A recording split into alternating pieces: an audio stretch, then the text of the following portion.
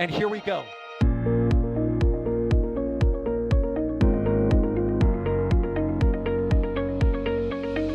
have liftoff. Propulsion continues to be nominal. RCPA chamber pressure looks good. Traveling up. Roger, roger, Atlantis. Water towers fly! Yes! Tango down to nominal. Fighting downside SPD off. Bring in SPD off. Off. It's orange! Orange 25! Oh my god! Oh my god! Decollage. What is it? Put that in the big bag, Eagle. 343 unfolds to go. Indeed. We rise together, back to the moon and beyond. If there's methane to be igniting in the flare, correct? Yikes. Keep red. Sure. We don't need any more of these.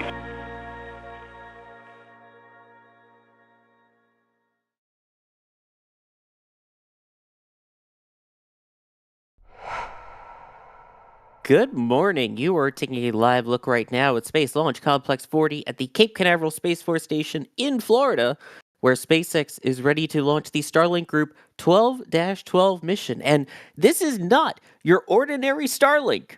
I know I say that often, but this one, there is an historic booster on the pad. We'll get into that shortly. For those who don't know, I am Sawyer Rosenstein. I will be your host for today's launch. I am joined by an awesome team, as always. So joining me on commentary today is Cody. How's it going, Cody?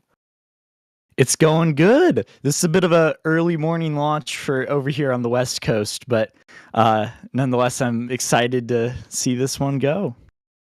Oh, we are all excited for it to go and ready for it, including Max. How's it going, Max? Good morning, everybody. Yeah, it is a beautiful morning here out at the Kennedy Space Center looking out toward the Cape Canaveral Space Force Station. But a daytime Starlink is always welcome, and having a record-setting booster, hopefully on the pad, lifting off in just under an hour is always a treat. Yes. Oh, we'd love to see history being made, and we're glad everyone's here to be a part of it, and also that Chris A is here pushing the buttons and pulling the levers to bring all of these views to you of said rocket on the pad. So let's kick things off here with what we actually have on board. Sure, it is a Starlink mission, but Cody, what kind of Starlink satellites do we have on board this flight?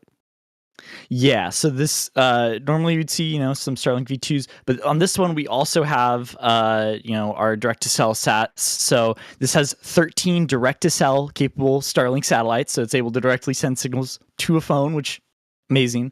And then we have our 8 additional Starlink V2 minis. So offering low latency internet to phones and terminals. Yeah, and we'll talk a little bit more about the direct to cell as we go on in the broadcast, because it's obviously going to be playing a very important role in things that are currently going on in the United States, especially with the fires on the West Coast, which, if anybody is watching who is from the West Coast, our thoughts are with you, and please, everyone out there, stay safe. So as for the rocket on the pad, this is why this is not your ordinary Starlink. Max, this booster is about to fly for a record 25th time? Hopefully, yeah. So it will be the first Falcon 9 booster in the Falcon 9 fleet to reach that milestone, which everyone thought was borderline impossible, even upwards of 3 years ago. And that booster is B1067, and of course, with it being a 24 flight flown booster to this point, it has quite the history behind it, starting with deep breath. CRS-22, CRS-25, Crew 3, Crew 4, Telecomsat 113BT, Turksat 5B, KoreaSat 6A, Eutelsat, Hotbird F2, Galileo Launch 13, O3B M-Power A, PSN Satria, and 13 previous Starlink missions. So obviously a mouthful and a lot of information to digest there, but that just shows how many times this booster has flown to this point. And hopefully around 8 minutes after liftoff, it will be meeting with the drone ship, just read the instructions, touching down on the deck, and also aiding in fairing recovery operations a bit further downrange is Bob. So otherwise, it is business as usual this morning, but as we all know, this is uncharted territory for a Falcon 9 rocket. Oh, we love going into uncharted territory here, especially with SpaceX. This is going to be quite a show. And, obviously all fingers crossed and everything for a successful launch, landing, and hopefully 26th flight in the future. Now, for people that are out there trying to maybe watch the launch, what is the trajectory, Cody, for today's mission? Yeah, so we have a flight kind of going a little bit above the Bahamas here, going on that southeast trajectory that we've seen for a lot of these Starlinks. It's going into a 283 by 294 kilometer orbit, and that inclination is at 43 degrees. So if you imagine the equator, this is angled 43 degrees downwards relative to the equator. And yeah, it's an awesome flight scene. Just kind of nearly going right above the Bahamas there. So if you're in the Bahamas, you might have a nice view. There you go. And then this one also, they will be burning up the second stage too, right? Yes. So we have the kind of recovery track is down by Africa in the Indian Ocean, a little bit near Madagascar. So we have that usual second stage burn up trajectory there over the ocean, just to ensure that if any debris comes through the atmosphere, it lands harmlessly in the ocean. There we go. Yep. So as we've had so many recently where it wasn't the Starlinks, where they kind of put them into a sort of parking orbit or a graveyard orbit, so to speak, this one will actually meet its fiery end around the southern coast of Africa there. And a reminder, if you have questions, you can tag us at NASA Spaceflight, and we will do our best to answer as many of them as we can. And part of the reason why I wanted to make sure that we talked about people that are out for launch viewing is because we have a $50 super chat from JC Davis saying, first launch I'm witnessing on the Cape since STS-135. Super Holy excited. cow. Man. Cheers to a good launch. Wow. That's been quite a gap. For those who don't know, that was July 8th, 2011. So we are so glad that you're back out on the Space Coast, and here's hoping you get a fantastic show with Falcon 9. I will warn you, it is quite different to a shuttle launch, because STS-135 was my second ever launch and my first as press. Yeah, the shuttle packed a different punch, I'll say. You're still going to get an amazing sound and an amazing feel, but you'll notice the difference. I'm excited. Message me afterwards. I want to hear what your thoughts are, having seen this compared to shuttle. Let's see. So yes, JC, thank you very much, and good luck with seeing that today. Also, Ken Kirby, thank you for becoming a Capcom member. Appreciate that. Here's one from Julia saying, greetings from Germany. Thanks for the awesome coverage. Looking forward to Flight 7, which, yes, I'm sure that is going to be the pre-order for our Flight 7 patch, which was just announced yesterday if you haven't seen it. So you can pre-order your Starship Flight 7 patch at the shop. And let's see, one question we haven't hit yet is kind of the weather. Max, how is the weather actually looking out there? You know, it is looking beautiful this morning. Not a lot of clouds in the sky and a whole lot of sunshine and just a gentle breeze. So it is prime launch conditions this morning, with the exception of the sun being probably in a not so nice place because the light on the pad isn't the best, but that's just a gripe from me. The forecast released from the 45th Weather Squadron based over at the Patrick Space Force Base forecasted less than a 5% chance of any weather violations throughout the launch window, which is really about as good as a forecast can get, and our Mark 1 eyeballs certainly can validate that. But I think the recovery conditions, let's see here, upper level wind shear, low, booster recovery weather is also low. Fantastic. So things are looking really good this morning, and let's hope for an on-time liftoff. That is what we are hoping for. There is that official forecast, by the way, less than 5% chance of violation. So that's why sometimes that can be confusing. So it looks like less than 5%. That is not a less than 5% chance of go. That is a greater than 95% chance of go, and 5% that something would violate weather constraints. I know, it's a little bit backwards. Kind of like this question from 9/8 Central, who's asking about kind of the numbering with the boosters. So Cody, they're asking, would 106724 become -25? It's kind of one number beyond that, actually, right? 10. Can you say that one more time? I'm not sure I Yeah. understood that one. Yeah. So The basically, number on the booster? yeah, the dash at the end of the booster is kind of confusing. So even though this booster has only flown 24 times, it actually has -25, right? Right, because this would be the 25th. It'd be the launch. Right? It's the launch number, not the landing number, correct?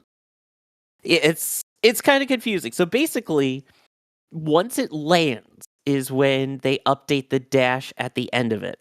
So Right. it's weird. Yes. Yeah. So think about it. If it's the first flight of the booster, 1067-1, as soon as it lands, that means the next flight will be flight 2, so it gets the -2. So it's the same thing here. So this booster is 1067-25. As soon as that booster lands, it will then become -26. So it's a little confusing. It's a little backwards, I know, but could be worse. We could be asking about the numbers of the Starlink missions themselves, which go totally out of order. Oh yeah. Those numbers indecipherable. Yeah, we had what? This is 12-12. We've had what? 12-4 still coming up. Yeah, the numbering is all over the place. Flashback to any of the Group 6 shell. Oh god, yeah. So, in terms of that, by the way, while we're talking about the numbers, Max, what is that numbering system for Starlink? So essentially, just the first number in that moniker. In this case, being 12. This is the 12th. This is the 12th shell of Starlink satellites going to orbit, and the dash followed by the number afterwards is an indicator of which flight or which mission in that shell this would be. So in this case, this is the 12th Starlink shell and the 12th launch. Whereas a few days ago we had 1211, the group shell 12, and the 11th launch. So that's essentially the easiest way to break it down. But as we've already said, those don't always fly in order. And the reason why I said flashback to Group 6, the Group 6 missions took up a bunch of time, and it took a lot of time to get a majority of that shell airborne, or into orbit, I should say. But we went from there were times, I can't remember the actual specifics, but for example, it would be like Group 632, and then it would be 638, and then going back to 635. That sort of order was happening, and it was super confusing to keep up with. But generally speaking, that is what that naming moniker is ordered by. Yeah, they don't make it easy. I mean, this goes all the way back to the space shuttle days, where you would have STS-125 launching a couple years after STS-121, and then you would have STS-123 launch after STS-125 kind of deal. So, basically, once it gets the number, it keeps that number. Where it ends up in the actual launch itself, yeah, that's a whole nother story. Speaking of a whole nother story, we have a whole nother T0 at this point. SpaceX is now reporting a new T0 of, let's see, that would be 1805. So trying to convert that to Eastern time here, that's 1:05 p.m. Eastern time, from my understanding of trying to convert clocks. So there is a slight delay to today's launch. Which, again, with these, it's kind of expected. It's Starlink missions. They never really go as planned, do they? Typical Starlinks, but you know what? That is part of the game, and that is just how these missions go sometimes. But hopefully, we can come back in just a little bit and watch Falcon 9 fly. Yes, and we hope you may stick around. Although Kevin isn't here, I'll still call it DJ KMR. As we listen to some tunes as we get ready for this new T0. So we are going to take a short break from commentary. Max, you'll be back? Of course. And Cody, you'll be back? Of course. All right, and we hope everyone watching will be back too. We will see you in just a little bit for the launch of Starlink 12-12.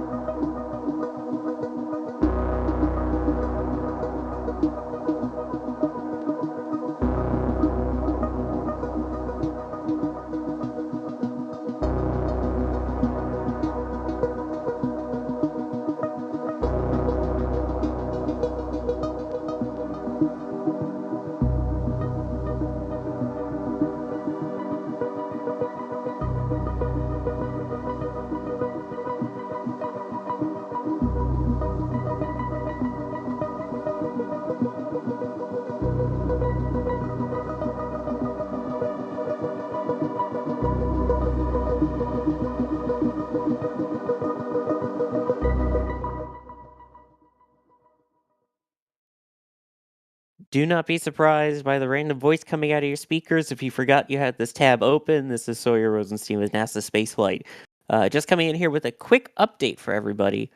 The launch of Starlink 12-12 has been delayed slightly further.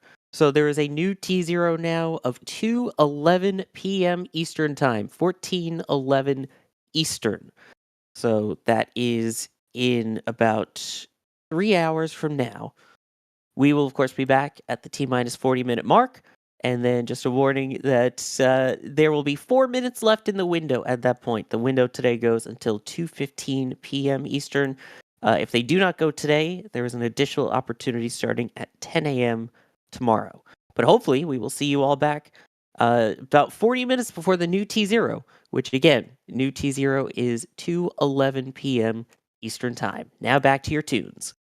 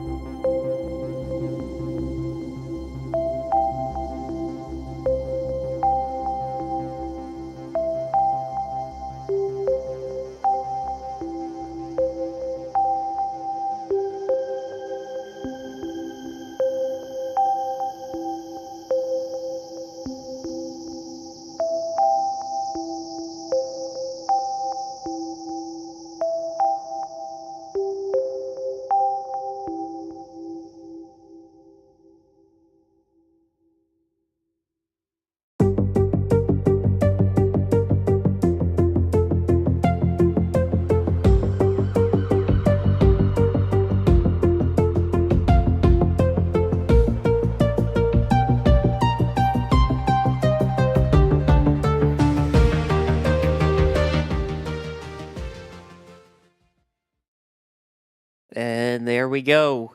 As promised, on the bottom of the screen there, it is T-minus 40 minutes until the launch of Starlink 12-12.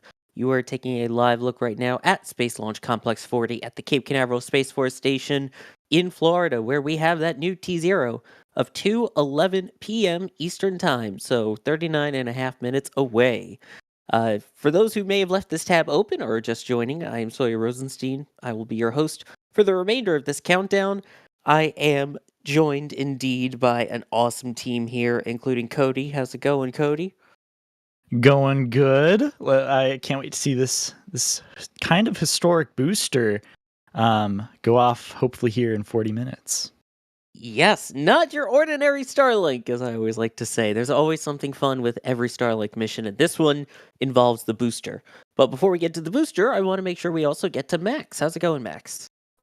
Oh, Sawyer, it goes and it flows. Been out here since early this morning, but you know what? That is just part of the game with Starlink now targeting at the end of the window. But the weather looks great, so hopefully we can get Falcon 9 off the ground. That is definitely the hope. We also have D out in the field that will be providing views for us as well, so we can't ignore DYs. And we have Chris A, who was pushing the buttons, pulling the levers, and bringing all the views to you at this point. So, Cody, for those who are just joining us in here, what was the original T0, and what are we expecting to launch today here? Yeah, so the original T0 was around 10:27 a.m. EST, but now we're targeting closer to 2:11 here. And so we're going to be launching a couple of Starlink, another Starlink batch going up. We got 13 Starlink Direct To Cells and 8 Starlink Mini V2s going up here. And they'll be going initially into a parking orbit of 283 by 294, launching at about 43 degrees inclination. And there we go. That is the mission itself. Now, launching this mission is an historic booster. Max, we are getting a new flight record, hopefully. Indeed. We talked about it before we got commentary earlier, but as a quick refresher, the booster on Slick 40 today is booster B1067. And the reason why this flight is significant is because it is currently sitting at 24 flights, and today would be its record-setting 25th. So even if you rewind 3 to 4 years ago, a singular Falcon 9 first stage booster flying 25 times or 20 or 15 just seemed so far-fetched. You'd be borderline insane to say it, but here we are at almost 25 flights, hopefully 25 today, from 1067. And I will go over its not-so-brief flight history so far. Let's see. It began life with CRS-22, CRS-25, Crew 3, Crew 4, Telecomsat 113T, BT, Turksat 5B, Koreasat 6A, Eutelsat, Hotbird F2, Galileo Launch 13, O3B mPower A, PSN Satria, and 13 previous Starlink missions. So it's got quite a bit of history behind it, and hopefully meeting it around 8 or so minutes after liftoff is the drone ship just read the instructions, where hopefully it will safely touch down to be recovered at in just a few days' time over at Port Canaveral. And just a bit farther downrange, aiding in fairing recovery today, is Bob. So otherwise, besides the booster hopefully flying for a record 25th time, it is business as usual for SpaceX. Other than that, it's just business. Other than that, yes. Oh boy, yeah, this is set to be really cool as we get a new fleet leader, hopefully, here. And speaking of new leader here, Space Pope, the Space Pope, gifting 50 Red Team memberships. Goodness gracious, what a way to return from the commentary pause. Thank you very much, Space Pope. And if you got one of those gifted memberships, definitely give Space Pope a thank you. That is super awesome, especially with the potential wet dress rehearsal testing maybe going on down at Starbase. Maybe get some extra multi-views and things like that, plus some cool pictures and other member perks. So enjoy those. And Snotgarden, who I believe is also down at Starbase right now, saying thanks, Sawyer, Cody, Max, and D. Thanks for the Playa Linda viewing suggestion. It was awesome.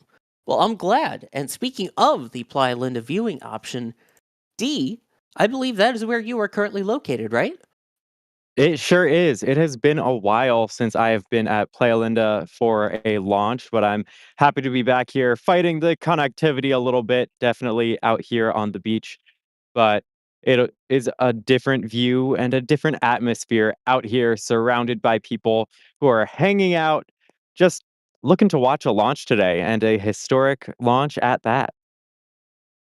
Exactly. This is set to be an exciting one. I'm so cool seeing the people out on the beach. And D, thank you for rolling out for a unique view. I'm excited to see the slow mo with the people cheering. And a reminder, if you have any questions, you can tag us at NASA Spaceflight. We will do our best to answer as many of them as we can. And I did see a simple question, but I think it's one worth addressing. Someone was asking Cody, what does the 1212 mean in Starlink Group 1212? Yeah, so 1212, the first number is indicative, of the group that the satellite belongs to, or the actual launch belongs to. So we have like group 12, group 9, group 6. Those have been some recent ones that have been launching, and it indicates kind of the orbital shell that the satellites are going to. So, you have different shells at different altitudes to kind of keep those satellites separated out. And then we have another number here where it's like 11, 6, 2. We have seen these out of order numbers. And so I'm a little unsure of where it is. I'm not sure if anyone else can answer this one, but the actual number just seems very random. It's the number that they were put onto the schedule. So as they're lining them up, all right, here's going to be flight 1, flight 2, flight 3, flight 4, so on. Then they shuffled the schedule around, almost like someone was just putting them into a deck of cards and shuffling. So they get that number, and then no matter what happens, whenever they launch, that number will remain the same the entire time. So even if they launch flights 2 through 66, if then they decide to launch flight number 1, it will keep that number even if there were 65 other launches before that. It's kind of annoying, but that's that's the way that they've been doing it in the space business for quite a while. Let's see, we're getting some awesome questions in here. There's a couple still from earlier as well, and obviously this is a busy time right now for launches, especially between here and Starbase. Max, what is the latest no earlier than info for Glenny and Flight 7? So as far as we know, New Glenn is now targeting Sunday morning, the 12th of January, which is in just a couple of days' time, with the window opening at 1 a.m. local time here on the East Coast, with the window running up until about 4 or just after 4 a.m. So about a 3-hour launch window. Hopefully it makes that. Weather looks pretty good at around, I think it's only a 10% probability of violation in that window. The major concern there, and the reason why they pushed from the 10th to the 12th, was the waves and the weather in the recovery area were not what Blue was hoping for. It is suboptimal, one could say. So that remains the primary concern with the launch window on the 12th, albeit the risk is a lot lower than it would have been on the 10th. But if they want to recycle for 24 hours, weather looks good all across the board for launch and recovery. So that's a bonus. As far as we know now, Flight 7 is currently targeting Monday the 13th, window opening at, I want to say around, I'll have to recheck exactly, but I think it's around 4 p.m. local time, Central Time. So literally one day after another for very, very large, and I have to say, in a way, debut launches for both, because even though we have seen Starship super heavy fly before, this is the first flight of a Block 2 ship, which is a little bit bigger, holds about 25% more propellant, and has a new flap, I guess.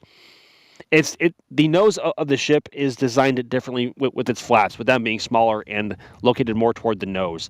So a very action-packed couple of days coming up, probably, but that all depends on if we can actually get both rockets off of the ground on time. Yeah, that's always the biggest part. You can put a rocket on the pad, but whether you can get it to launch or not is a whole nother story. I think I think we can all say pretty confidently that if the weather is not an issue for Starship, it's going to go on Monday. I mean, Starship besides Flight 1, Starship has proven to be a very reliable launch vehicle in terms of it going when SpaceX says it's going to go. With New Glenn, on the other hand, it's a brand new launch vehicle with a brand new launch facility, so they have to learn how the vehicle behaves, how the GSE behaves. There's so much to learn, and they already have with the various wet dress rehearsals they've had, and also a static fire attempt, albeit it took a lot of attempts to get there. There is a lot to learn with New Glenn, and especially with just Blue Origin and SpaceX have much different design and build philosophies, with SpaceX designing, building, and launching quickly and learning along the way. Blue Origin wanted to engineer New Glenn as well as they could from the start to hit the ground running and do it, quote, right the first time. Hence, the company's, I guess, saying step by step ferociously. So a lot to learn, but again, as we've seen with Artemis 1, with Terran 1, any other vehicle that we've seen fly for the first time, it doesn't always go according to plan the first time. And so while it might not launch on Sunday or Monday, depending on what happens, it very well could surprise us. We don't know. That is very true. We will have to wait and see, and you can always tune in and watch all of that. We already have the streams up and ready, so if you're not already, you can subscribe, which is free here on YouTube, and set a reminder for those launches when they come up. But as for this particular launch, there was a question here from Anthony Grimaldi and Cody. They're wondering, are people on the East Coast able to view this? Will it aim more towards South Florida? What's the trajectory for this launch? Yeah, so this launch is going to be going at 43 degrees, which is just going to go a little bit north of the Bahamas there. So if you're in the Bahamas, you should be able to see it. If you're in South Florida, you should be able to see it. But it isn't going to be going up the eastern coast like we've seen a couple of other times. So unfortunately, no viewing angles from up there, mostly just along the Bahamas there. There you go. So it is that southeasterly trajectory that we're used to seeing. Now, we're trying to keep an eye on the rocket here, looking for potential frost. Max, what is the timeline of what we should be seeing right now? So if we rewind a little over 10 minutes, at T-minus 38 minutes, the SpaceX launch director would have verified that the vehicle is go for propellant load or not. In the event that the GSE or ground surface equipment and the launch vehicle itself were ready, they would then begin fueling the rocket both with RP1 and liquid oxygen on the first stage at T-minus 35 minutes. That is also when they begin to load stage 2 RP1. And then at about T-minus 20 minutes, we will see the, as we call it, the best vent, the big vent, whatever you want to call it. A lot of vapor will begin to appear out of the transporter erector as they begin to purge and cleanse and thermally condition the propellant lines in the transporter erector for stage 2 liquid oxygen loading. So we are actually getting pretty close to T-minus 20 minutes, but I have to say, chaps, I do not see any frost on the booster, even through all this heat haze. Yeah, that is a little bit on the concerning side, I guess. Mm-hmm. Yeah, all of us have been looking very closely at the booster to try and see. There's been no official word yet from SpaceX on any changes to today's T0, other than the delays that we've already had up until this point. Keeping in mind this was really supposed to go around a little after 11 a.m. Eastern time. It is currently targeting to 11 p.m. Eastern. So again, in theory, we should see a launch about 25 minutes from now. And we are going to continue to keep an eye to see if we can see the frost through that tree line there. You know what, Sawyer? I can see frost now just above the hedge line there. It's very difficult to see through the heat haze, but I do see a bit of vapor coming off of the bottom of the LOX tank on the first stage. That is good news. Yes, I'm starting to see it now too. Ooh, that is hard to see, but we are getting there. So it appears that the fueling is underway. Of course, the big indicator will be the T-minus 20-minute vent that Max was just talking about there. So that is what we're going to really look out for. Here's an interesting question from the Angry Engineer. They're wondering how many launches do you think are there going to be from Slick 40 alone in 2025? I heard this is the 4th launch already from Slick 40. Cody, I want to start with you, then I'll ask Max. Yeah, this is going to be the 5th launch of the year so far, and the 4th from SLC 40. So on track for a very good launch record here this year from Falcon 9. I mean, no surprise there. I would say I'd say that this I'm not too sure on the amount that's going to launch. I'm thinking it's going to be in the range of like 50-ish. I'm not sure. It depends on how much they go for 39A. How many launches get diverted to there. So probably 50s, 60s. Yeah. If I may help out there a little bit. Yeah, if I could just make a note, the Angry Engineer, this is the 3rd from Slick 40 this year. Yes. So what do you think, Max? How many?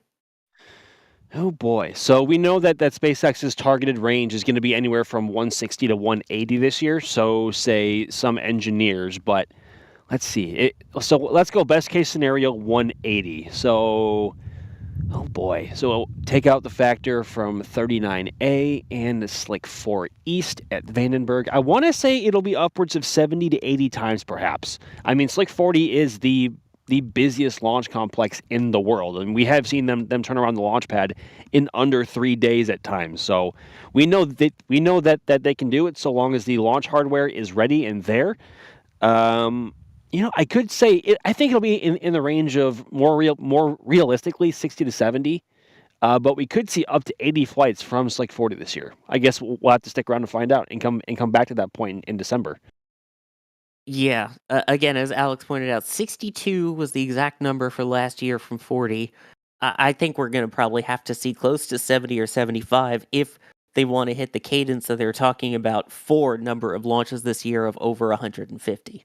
Correct. So that's a really good question, though. And here is another good question from Spencer. And they're asking, where are Falcon 9 boosters assembled? Because obviously this booster now going on its 25th flight. But where was it before it came out to the Cape, Cody? So, well, before any Falcon 9 booster comes out to the Cape, first they're assembled in the production facility in Hawthorne, California. So that's where the Falcon 9 stages are assembled. After they're assembled, they get taken out to McGregor, Texas, which we actually have live cams of. So check out McGregor Live for that. But those boosters are then taken out there, static fired, and then they're brought out to the Cape for their sort of launches. Yep, and those are just trucked along the road. So there is a good chance if you're heading on the highway, say from California to Texas or from Texas to the Cape, you could potentially see this very long cylindrical covered booster rolling on its way out on a truck to go for a launch. So just a fun thing to keep an eye out for. But yes, those are built in Cali, tested in Texas, and flown in Florida. Oh, I should have think it's better alliteration for California. Yeah. I think it's interesting how different rocket companies go about actually transporting their vehicles. I remember watching, all the SRB segments being taken from, I believe, Arizona by train all the way to the Cape for SLS and stuff like that. So it's always interesting to see how these massive vehicles are able to be moved from their production facilities all over the world to the Cape here. And those solid rocket motors are tested out in Promontory, Utah. And then they take them from Promontory and they load them up onto the train, and then the train brings them over to the Cape. That was the same method that they used for the shuttle as well. And there is your bingo card mark off for shuttle. We are now just about 20 seconds away from not just any vent, but the best vent. And so we are coming up on the T-minus 20-minute, 20-second vent. Max, for those who don't know, what is the purpose of this vent that should be starting just about any second now? Hopefully starting any second is that big vent. And what essentially that is, actually, I think I see it at the very back of the tower. Yeah, looks like Yes, it. there we go. So that is an indicator that SpaceX is beginning to thermally condition and cleanse the liquid oxygen lines in the transporter erector in order to prepare them for LOX loading on Falcon 9's upper stage.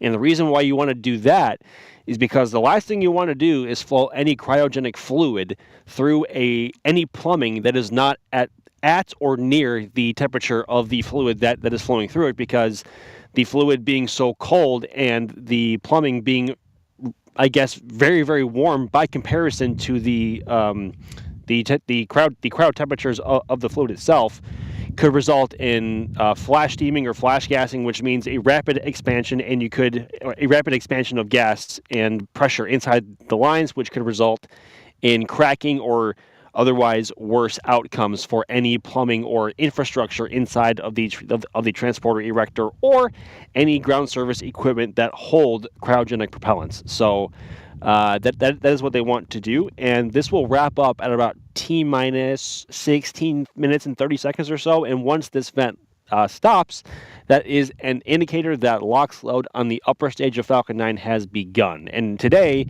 it is serving as a strong indicator for what the winds are now doing, and it looks to be holding to the west side of Falcon 9, which lines up with what the winds are doing here at the press site, which means, hopefully, the audio from today's launch should be spectacular.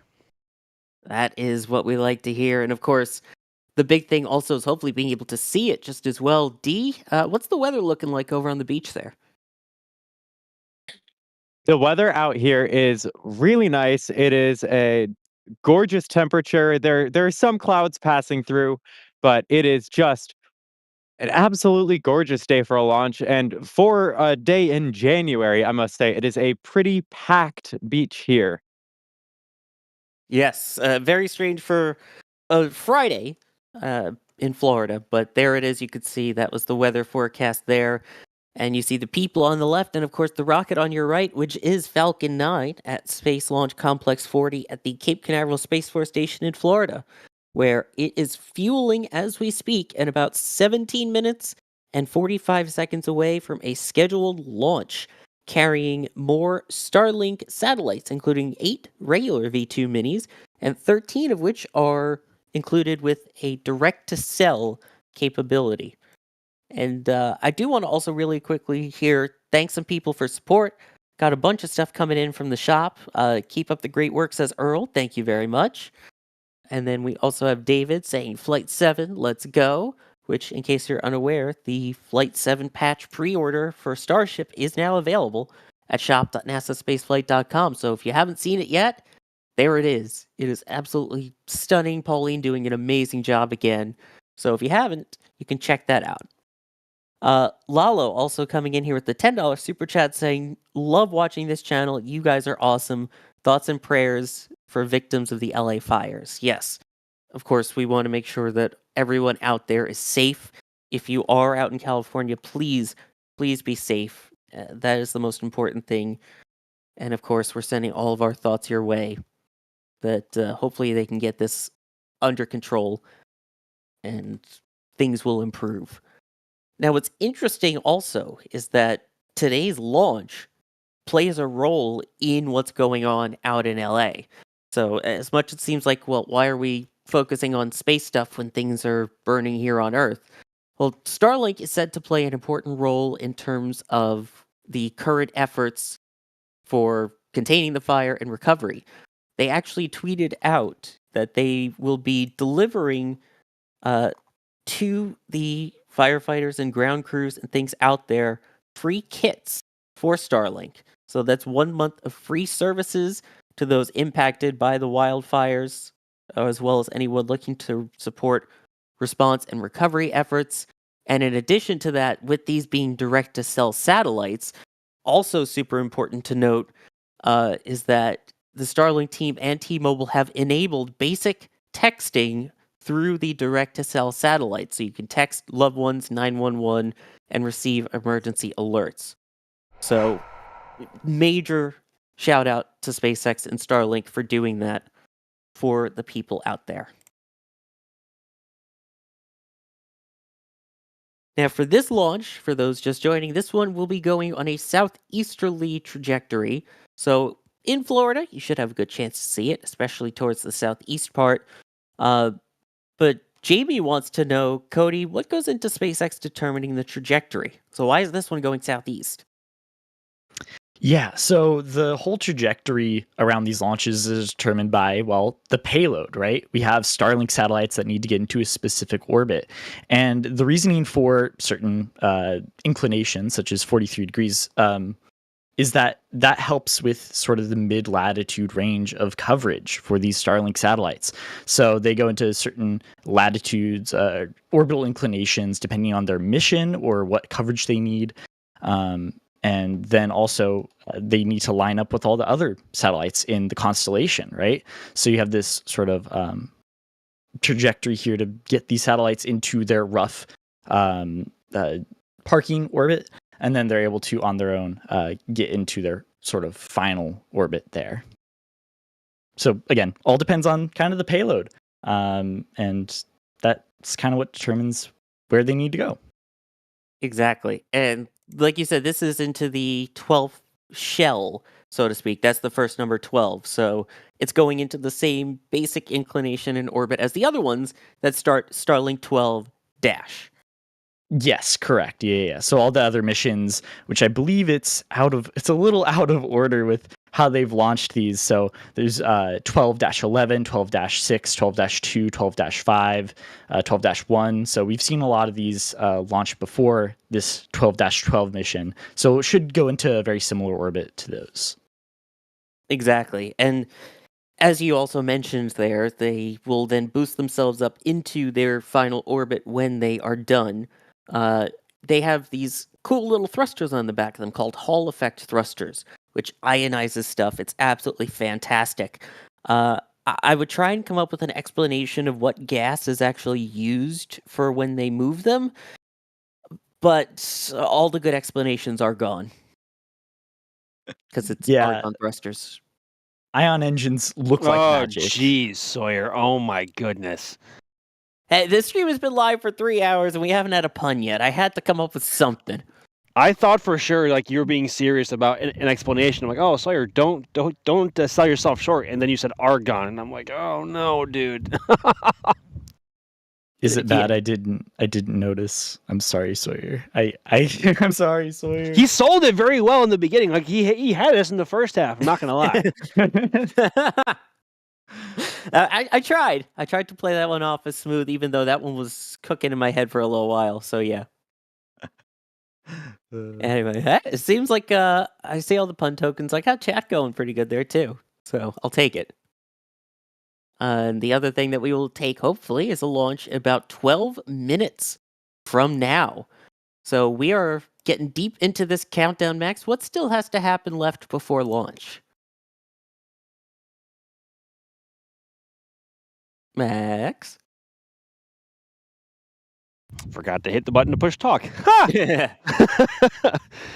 So coming up now on T-minus 11 minutes and 40 seconds. Really what's left in the countdown is at T-minus 7 minutes. That is when Falcon 9 will begin to chill its Merlin 1D engines by flowing just a little bit of propellant into the turbo pumps and the rest of the plumbing in order to also thermally condition them, similar to what we saw with the T-minus 20-minute vent for LOX loading on the upper stage. Because again, the last thing you want to do is flow super cold cryogenic propellants into plumbing that is not also at similar or the same temperatures as your fluid, because that will result in a very bad day for any plumbing or architecture there.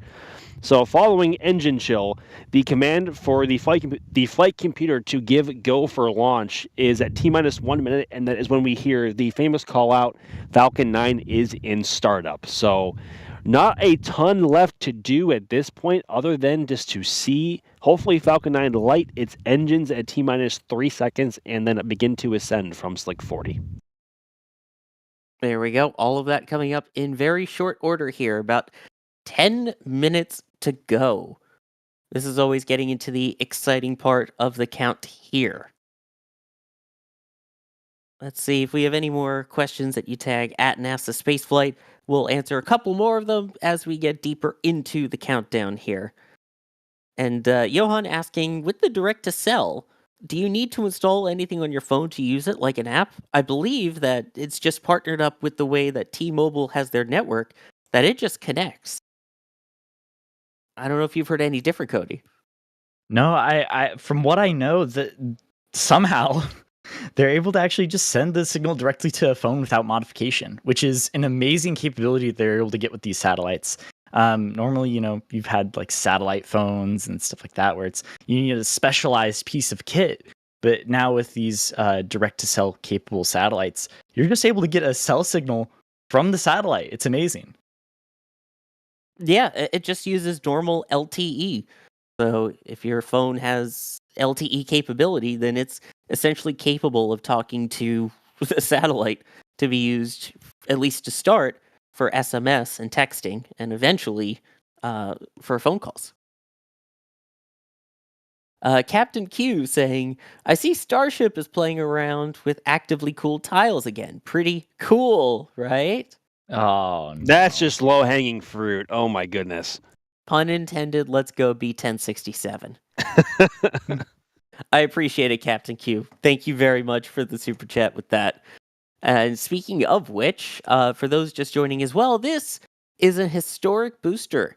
This booster will attempt to fly for the 25th time. Can you give us a quick rundown, Max, of just which booster this is and who's downrange? Yeah, absolutely. So on the docket at Slick 40 is booster B1067. And as we have mentioned before, this mission is not quite like anything else, because if Falcon 9 lifts off today, this will mark the first booster to fly 25 times, hopefully successfully. If it is a successful ascent and hopefully entry burn, 1067 will be meeting the drone ship. Just read the instructions, about 600 or so kilometers downrange, hopefully for a successful landing and recovery back here in Port Canaveral. In a bit farther downrange, aiding in recovery of the fairings, is Bob. There you go. And Bob, for those wondering, is about 670 kilometers-ish downrange. And Cody, it's really cool about the fairings is that they are also recovered. So the protective shell that you see at the top of the vehicle, those are recovered also, right? Yeah, I mean those. So the aerodynamic shell, it's at the top of the vehicle to protect the payload during ascent, fall away in halves, right? So you have two kind of halves. And SpaceX, for actually a little bit now, has been able to recover these fairing halves. So they'll go kind of through reentry, and then they will have a parachute deploy, and the parachute will slow them down, and then they'll touch down in the water and kind of float like a little boat. And then they'll have their recovery boats come up alongside them and then load them, and then take them back to port where they're able to be refurbished. And that's a huge cost-saving measure because these fairings are immensely expensive. And so it's really cool to see that. And in the past, they used to try and catch them with these massive nets above the boats. But since then, they've decided that it's a lot easier just to scoop it out of the water. And it seems like they're able to refurbish the fairings to usable state even after being in contact with seawater. Rip, go Mystery, and go Mischief. Yeah, those were fantastic boats. I also loved the names. Well, speaking of mischief, I think we need to let you go, Max, so you can get up to your camera mischief and bring us fantastic views of a hopeful launch today. So we will see you after. I don't know how you do it, Sawyer. It genuinely boggles my mind sometimes. Oh my goodness. But yeah, I guess it is that time, everybody. So cross your fingers, cross your toes, cross whatever you got, and hopefully we will see Falcon 9 lift off in just over 6 minutes. So thanks, gents, and I will see y'all on the other side. Sounds good, Max. And Cody, at this point, they should be chilling down the engines, which should have started just about a minute ago. Why do they need to chill down those 9 Merlin 1D engines? Yeah, so because we're working with this super chilled liquid oxygen, we need to be cognizant of having fractures and stuff happen because of the such cool temperatures that the propellant's at. To keep the liquid oxygen really dense, we keep it at such a cool temperature that if it's just, you threw this on some metal, it could just crack it. And so to mitigate that issue when they start flowing this super cool propellant through the engine is they kind of drip feed it a little bit through the engine to kind of pre-cool it and to make sure that, it isn't going to crack or cause a rud whenever the motor goes to ignite. So you aren't, flash freezing your engine and the fragile components inside of it. Exactly. For those who don't know, by the way, they use supercooled liquid oxygen as the oxidizer, and the propellant is called RP1, Rocket Propellant 1, which is a refined form of kerosene. So those both continue to be loaded into the vehicle as we now pass the T-minus 5-minute mark until launch. You can see the crowds over at Playa Linda Beach there, excited, getting ready for this, as are we, the Starlink 12-12 mission. This booster, B1067, set to make a record 25th flight. That would be the most of any SpaceX booster up to today. And now at 4.5 minutes, the strongback should be retracting away from the vehicle. So the strongback, it's a little hard to see from this angle, but there is a metallic structure that is kind of along the backside of it. And that strongback, Cody, doesn't retract away very far. No, it just retracts a few degrees from the vehicle right before launch here. Now that tower structure is actually used to transport, you have your electrical cables and data connections, as well as the fuel for fueling the second stage there. And so it just leans back ever so slightly to get out of the way of the vehicle for launch there. There you go, yes. So that will unclamp away from underneath the payload fairings, lean back the 1.8 degrees, and then throw back completely at launch. So it is a very important piece of hardware. And while 1.8 degrees might not seem like a lot, when you're flying as much as you are from this launch pad, it's a way to try and save some of the infrastructure. As you mentioned, all those different pipes, connections, and lines and things that have to go through it, which are also retracted right at launch. Yeah, I mean, we see with Starship the importance of ground support infrastructure for vehicles. They're almost as complex as the actual vehicles that are launching, so it's very important to protect those from the heat and the vibrations of launch to make sure that you can quickly reuse the pad for another vehicle. Exactly. Now, as we get ready for the launch of these 8 Starlink V2 mini satellites and 13 Direct to Cell enabled Starlink satellites here, what are we expecting in these last 2.5 minutes? So in these last 2.5 minutes, we're going to see that the stage 2 LOX load Stage 1 is going to LOX finish load. up here. Oh, I think I just heard it Stage there. 1? Oh, stage 1, yes. And then we're going to see stage 2 LOX load complete here in a second, a little bit further along than this first stage there. Then at T-minus 1 minute, we're going to have Falcon 9 go into startup, where the flight computers start to take full control of the vehicle. And then also at T-minus 1 minute, the propellant tanks will become fully pressurized, reach their flight pressures. At T-minus 45, the launch director will verify go for launch. At T-minus 3 seconds, we'll see the T-tab, the green flash there at the bottom of the vehicle as they ignite the Merlin engines, and then they'll let it go. There we go. You can see the vehicle with the frost on it from those super chilled propellants inside the tanks. That is completely normal and expected on this booster, especially in contrast to all the soot for this being its Stage 2 LOX 25th load. flight. And as you mentioned there, the liquid oxygen is now loaded completely into stage 2. So that means this vehicle is fully fueled ahead of launch. So you may see one more small vent. There it is, similar to the T-minus 20-minute vent as they do a final purge of the lines there. Basically, you don't want any oxygen gas left over closeouts. in there. And that is the gas closeouts there, as we're talking about, because fire plus remaining extra oxygen could be bad, which we don't want that. So the next call that we should hear at T-minus 1 minute is Falcon 9 entering startup. Let's listen in for that.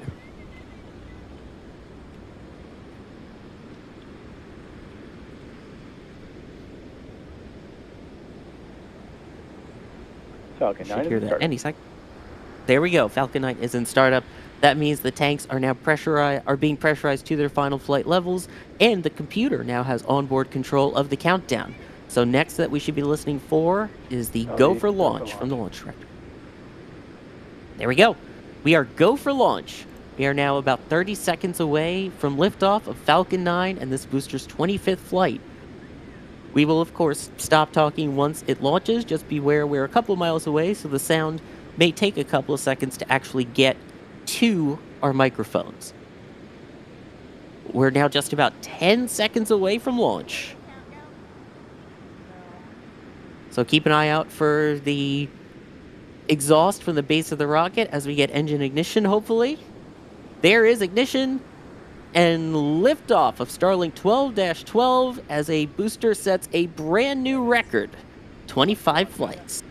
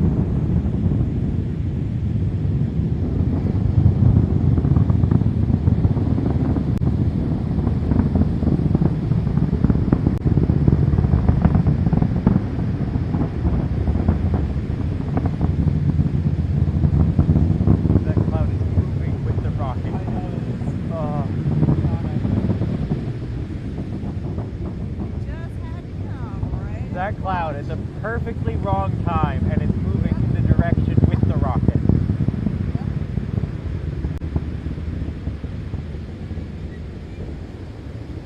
There we go.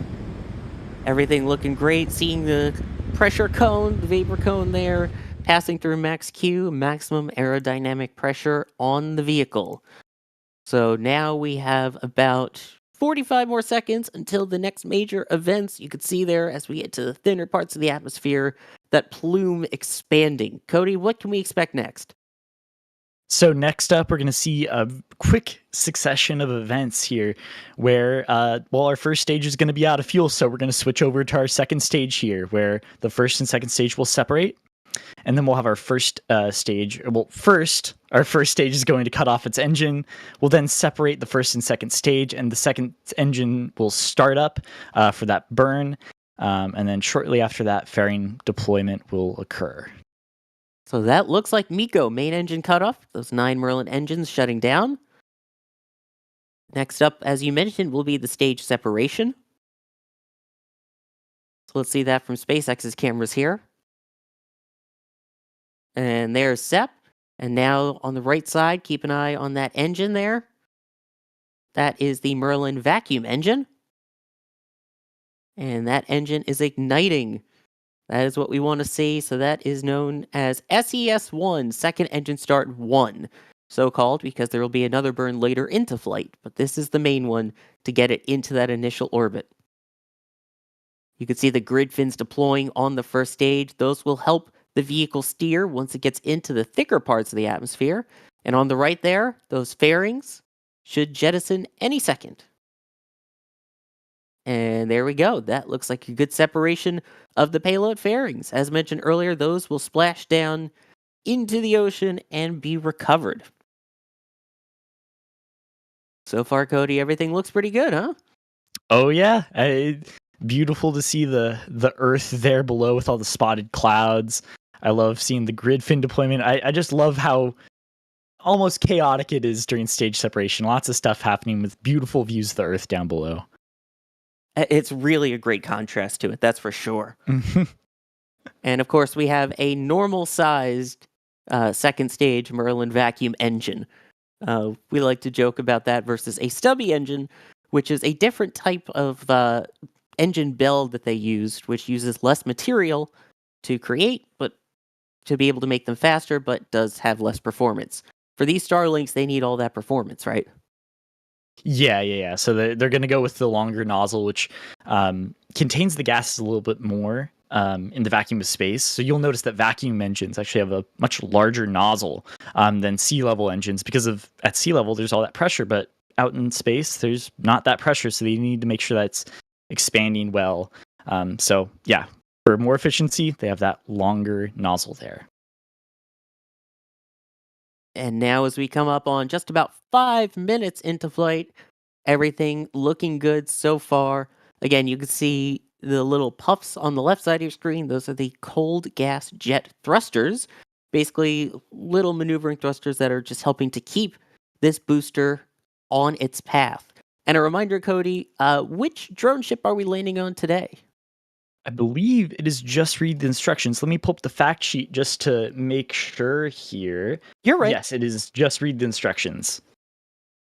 Exactly. So this booster has now hit the successful launch number of 25 launches. That is an all-time record for SpaceX boosters. That is B1067-25. Will it earn the -26 with the landing? We will see. Of course, before the actual landing, we need to have the entry burn. That will be coming up in just a couple of seconds here, which should start off with 1 engine and then go all the way up to 3 engines during that fire. And we always like to say, Cody, right, that it fights fire with fire to help slow it down. Yes, the supersonic retro propulsion, fighting fire with fire. Awesome technology developed by NASA to try and land things on Mars. Now being used here to recover first stages. It's awesome to see. One of the most metal things ever. Well, it's pretty fiery. It's not so much metal. Oh. Anyway, here comes that entry burn. And this burn is usually about 20-ish seconds. You see it starts with 1 and then it goes to the 3 engines. The easiest way to tell that it's all 3 engines lit is because you'll see what kind of looks like a line there. Sort of a square line type structure. That's the 3 engines that are ignited. And then you'll see it drop down to 1 and then down to 0. You could see also soot building up there on the camera. That's totally normal. And that looks like shutdown of the entry burn.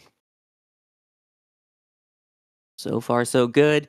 You could see there on the bottom left now the altitude dropping very quickly on that first stage. Meanwhile, on the bottom right, the speed and altitude continuing to climb on that second stage, which is exactly what we want to see.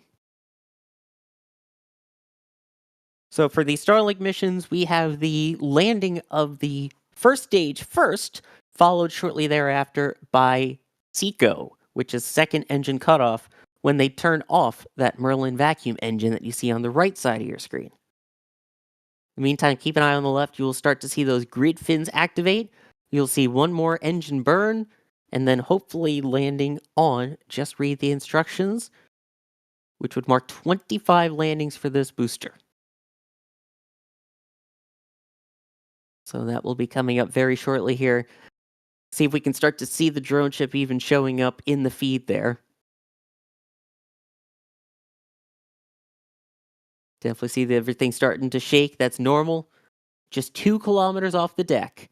You can see the drone ship just underneath the grid fin there. And there we go. That is the landing burn.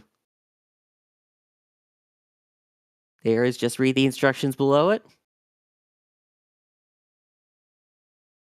Waiting for landing leg deploy. There it is. And touchdown! We have a new fleet leader and a new record.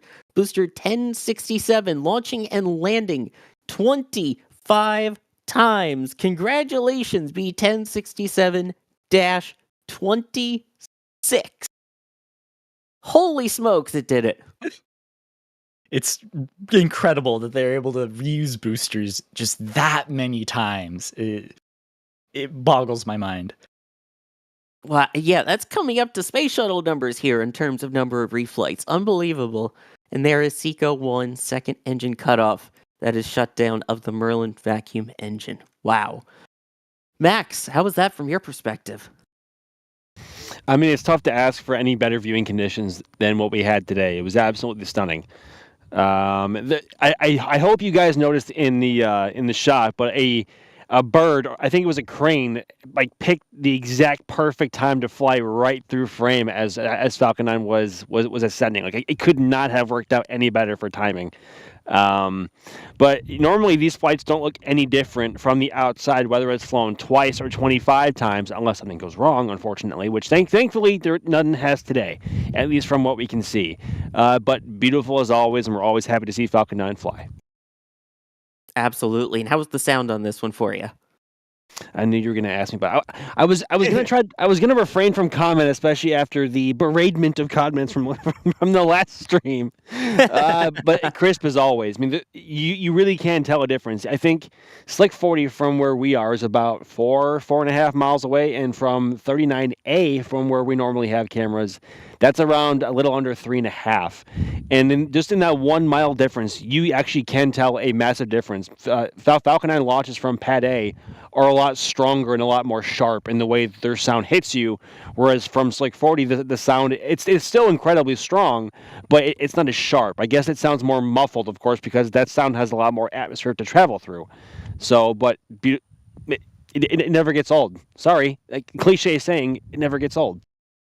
It's true, though. Again, no matter how many of these you see, it does not get old. You think, oh, it's another Falcon 9. It's no big deal. Each of them has so many unique little aspects to it, little quirks, that it's never the same. It's like, was this one louder? Oh, this one has more punch. This one has more echo. This one was brighter. This one, again, you get a crane perfectly flying into frame. So those little things. And speaking of little things, you can notice little by little, the strongback is actually going up. It is already going up right again at Pad 40 so that they can get ready for the next flight. Let's see. We are working on pulling replays here. So if you want to see some of the awesome shots that we got here, stay tuned for that, including the always popular, always beloved D slow-mo. So I'm excited to see that one, especially with the people on the beach, despite the unfortunate cloud timing there. Let's see. Also, Chris P. gifting 25 red team memberships. Holy smokes, Chris. Thank you so very, very much. Gifting 20, followed by another 5. It's so generous. Thank you very much for all the love during this stream. Apocalypse Cow, thank you for also gifting 5 red team memberships. Danger Move. We very much appreciate it. The love from you guys is great here. And definitely appreciate everyone joining the membership program. And again, hopefully you'll get some awesome perks from everything, with some cool pictures, and then some members multi-views, especially with Starship Flight 7 coming up. We are also keeping a very close eye on Starbase for potential wet dress rehearsal testing today. If that does happen, we will of course go live with that. Also, that was supposed to launch today. I know there was questions about New Glenn. Max, with the weather this nice, why couldn't they launch Blue Origin's New Glenn today? Well, various reasons. They couldn't, or well, rephrase. Words are hard. There are various reasons why they couldn't have launched today, or this morning, I should say. They chose not to launch during the day because I don't know. It would have been nice to see. It would have been nice to see New Glenn fly during the daytime for the first time. But their primary concern for the window that would have been this morning was the weather in the recovery area, and so that was not great. I think seas were peaking around, just from data from buoys we've seen, waves were peaking around, I want to say 10 to 14 feet, which is suboptimal even just for being in the area in general, let alone trying to catch a massive first stage booster on a drone ship. And that remains their primary concern going into the window on Sunday morning. So, albeit it does look better, and if they want to delay 24 hours more, the forecast in the zone in the landing zone, forgive me, looks even better then. So that is primarily why Blue Origin has not launched New Glenn to this point, at least from this perspective. There you go. Yeah. So that's something we'll be keeping an eye on. Of course, you can follow us on all of our socials, and we will continue to update you there on everything related to New Glenn and Blue Origin, in addition to all of the testing down at Starbase, so you know when that starts. We are on X, we are on Facebook, we are on Instagram. As long as it's still around in the US for the next couple of weeks, we are on TikTok, all of those. So check out NASA Spaceflight on all the socials, including Blue Sky, I believe, now too. So lots of cool stuff to check us out there on socials as we continue to wait for these awesome replays coming momentarily here.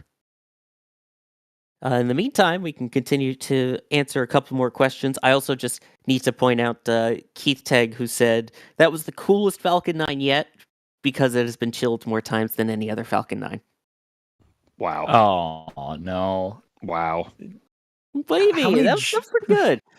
How many jokes is that? How many puns is that this stream? It's too many. Not enough. Not enough. Also, that one wasn't me. I gave credit where credit is due. I did not come up with that one, although I appreciate it. Let's see. Also, Ben was asking, was there anything different with the upper stage plumbing? Was it a wider lens? Cody, I didn't notice any differences, did you? I didn't really either. It just looked like a normal long nozzle second stage there. Yes, the good engine, exactly. The good engine. No, but yeah, we are used to seeing the plumbing on there. That venting and everything is totally normal also, right? Yeah. So you see, there's a couple like things on the motor that might seem a little odd, like the Mylar blanket used to insulate the motor from the sun, and venting there on there. But overall, it looked pretty normal. I even saw a little bit of ice buildup that you normally see on the motor, just kind of resting there as it was burning, and that too was pretty normal. I do have to say though, they actually upgraded cameras on the upper stage. Maybe I want to say anywhere from like 4 to 6 months ago, and so that's why if you're not a regular watcher, you will notice that, especially during the daytime, the image quality coming from the upper stage is spectacular. Yeah, I think that's probably the biggest difference is we haven't had a good daytime launch to really see it where it's been super clear and super bright. And that one with the contrast of the clouds behind it made it super easy to see the extra venting and the extra camera quality. So shout out to SpaceX for continuing to upgrade the cameras, even though these seem a little bit more quote unquote normal, which is still weird to say for a rocket launch. Oh, it's just another normal Starlink launch. But that's why I always like to say it's not your ordinary, because it isn't. Also, go ahead. I remember when this was the dream for me when I first became a spaceflight fan. It's like, oh, I want a launch to happen every week. And now it's a reality. We're getting more than one launch a week. And it's just mind-blowing to me that over the course of not a very long time, the launch market has just exploded, and it's weird how this is the new norm. I'm okay with it. I'm very okay with it. More launches, more better. And again, we are continuing to get those replays up for you here. So stay with us. You'll get to see the awesome views of launch from all of our different cameras. And don't forget, you can also check out live views 24/7 of the Cape from Space Coast Live, where we have our fleet cameras, we have our Cape cameras, our KSC cameras, all taking a look at the action going on, including the work going on for Mobile Launcher 2, including all of the preparations ahead of New Glenn, including them removing a Falcon 9 booster that just rolled into port today from the drone ship just a short time ago. So all of that is available 24/7 to watch. Ship 33 is asking, do you think Falcon 9 will continue to launch smaller missions even when Starship is fully active, or will Starship completely replace Falcon 9? Cody? I think that Falcon 9 has a very good niche in the launch market right now, and I don't think that necessarily a larger vehicle such as Starship will immediately replace it. If you look at Starship right now, they don't really have a way of deploying larger payloads. They would need to design a large door. Right now, it's designed to launch Starlink satellites, which I think is a great first step there. But until they get a larger, a fast enough launch cadence to lower the cost and a way to deploy payloads, I think that Falcon 9 is going to still exist for quite a while. Yeah, and SpaceX has said that eventually the plan is to phase it out, but that's eventually down the line once Starship is more operational. For the time being, I don't see there being any shortage in number of Falcon 9 flights. As you mentioned, there's not really that many vehicles that have that capability and that launch cadence yet. That will, of course, continue to grow as there are more providers and as they get more launches under their belt. Also, given that right now it is the vehicle that is crew rated, to be able to launch Dragon to ISS. So at least till 2030, they're going to need it for that. So that alone will keep it busy. It also has all of the approval already for Department of Defense and other secretive payloads, shall we say, for the U.S. military. So I think that's a huge asset under its belt. And I believe we should have these replays up for you just a second here. Take a look back at this launch. And also, there has been an enormous amount of support coming in for people in the shop, getting all of the Flight 7 patches. Thank you so much to everyone for those. I'm going to scroll through some of those as we continue to watch the replays here on screen of today's Starlink 12-12 launch and the 25th flight of B-1076. Again, it's a little harder to see in the day sometimes because you don't get the awesome glow, but you still get amazing views. Yeah, I'd say I prefer daytime launches here. I mean, being able to see the entire vehicle, even though the lighting of an engine is so cool, the light reflecting everywhere, I really do like seeing the entire vehicle before launch. It just seems better to me. I don't know. I mean, they each have their quirks. I mean, nighttime you get the amazing streak shots. You get awesome views that way. But yeah, during the day to be able to actually get close-up details of the rocket is kind of nice. And especially when you see two Falcon 9s in one frame, like you have here with Fleet Cam, where you have the booster that just rolled into port this morning and one that is just on its way to space and back. You gotta love it. Again, that's the one negative to the daytime. Sometimes they can be a little hard to see, especially when zoomed out. But having seen it in person, have one of the active boosters flying while there's one at the port being ready to be removed from the drone ship, it is such a cool sight to be able to look and just go, oh, this booster that's in port did this exact same thing like 3-4 days ago. And here it is. And now its brother, so to speak, its partner in crime, is launching. I love it. It's such a cool view. This, by the way, is on top of Rusty's down at Port Canaveral. So it's a good spot to get some food if you're in the area for one of these launches, too. So shout out to Rusty's and to Fleet Cam on top there. And again, thank you everyone for the generous support, getting all those Flight 7 pre-orders. Don't forget, you can pre-order those at shop.nasaspaceflight.com for Starship Flight 7 coming up. So cool. Can't believe it's already happening as soon as potentially Monday. Love it.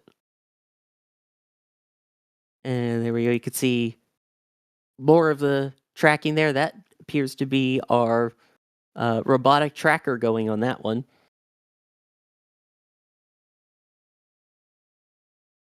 Gotta love robots that can just track launches too. Yeah, Although, go ahead. I'm sure that's been a big thing the big thing that NASA spaceflight's been able to do is like robotic cameras. It's insane to me that we're able to track these things just automatically.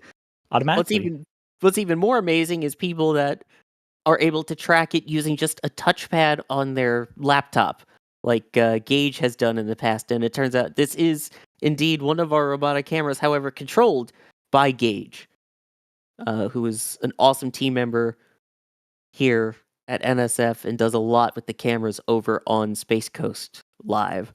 So shout out Gage for this great track too.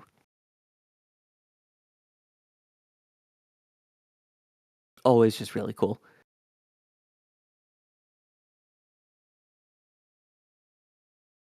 And we'll take a look at the next one here. And this is also from the press site, one of our NSF cameras here.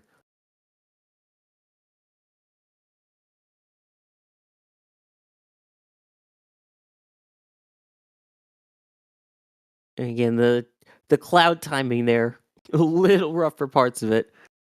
I know D Yeah, had mentioned that was a little suboptimal. I had a camera. I had a slow mo camera aimed up right where that cloud came through. I had it aimed over just a little bit because that's about when Falcon 9 begins to pitch over, at least from our perspective. But then that cloud came through, and I went through the footage really quick after I brought the camera back to the launch pad, and unfortunately the cloud got in the way. So, yeah, that was very poor timing. Yeah, we need to take the gif of Jack yelling at the clouds and replace it with you yelling at the clouds today.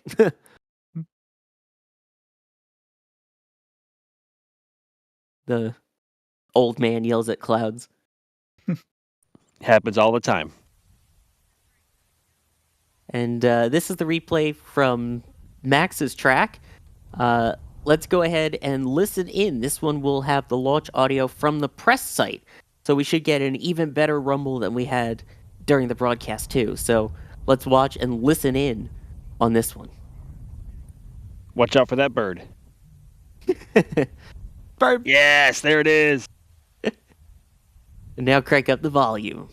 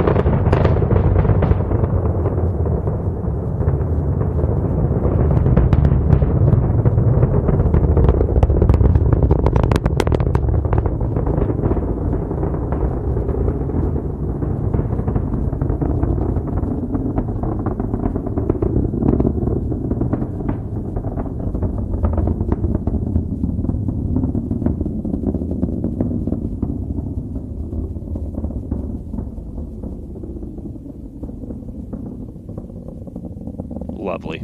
Oh, I love that sound so much. It's someone noticing that the crackle comes and goes in waves. They're assuming from the wind.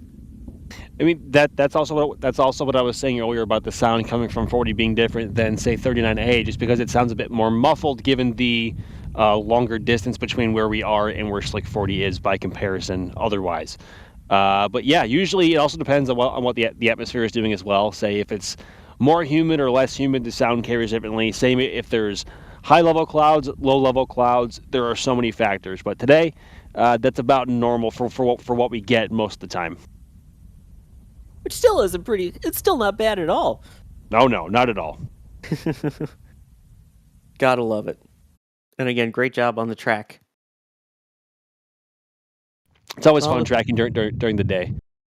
It's is it harder or easier? Because I could see it going both ways. Which do you prefer? way easier by far. Way easier. Like you aren't just looking at the at just the exhaust from all 9 Merlins. Like you actually have the body of Falcon 9 to work with too. Yeah, because I've only tracked one night launch, and all the other ones I've tracked have been days. And yeah, there's something nice about being able to also frame the entire rocket in it too. And I think, speaking of picture-perfect frame, I think that's a picture-perfect way to start wrapping things up here. Max, thank you for rolling out. It is a pleasure as always, everybody. Thank you very much for coming to hang out with us and watching another Falcon 9. And hopefully we will see you in just under 48 hours for the launch of New Glenn. Yes, and don't forget, even before that, we also have potential testing today down at Starbase. We also have the Flame Trench coming up tonight, and then Starship hopefully launching Monday. Lots to come. Make sure you're subscribed and follow all the socials to keep up to date with all of it. Cody, thank you for joining as well here in your awesome commentary. Thank you so much, Sawyer. It's always amazing to watch these kind of historic, groundbreaking missions. But yeah, stay tuned. There's more things to come. And thank you to Chris A for pushing the buttons and pulling the levers. We also had D Wise that was out in the field for us bringing views, and we will see D's slow-mo as we start to wrap things up here. I also want to quickly thank One Raygun One for the $10 super chat saying, great show, thanks. Well, thank you for joining. Thank you everyone for the support. I am Sawyer Rosenstein. I have been your host for today's launch. Took a couple hours, but we got there. That's what's most important. So, it is so great to have everyone here with us at NSF for this launch. Stick around for Starship and Flame Trench later today. For now, we will send you off with Dee's slow-mo, and we will see you all next time.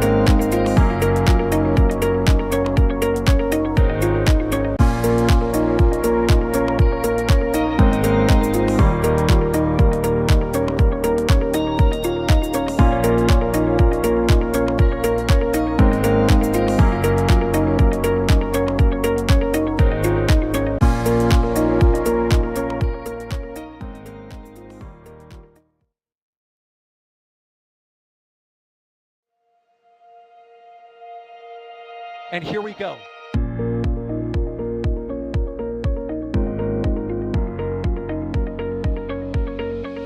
We have liftoff.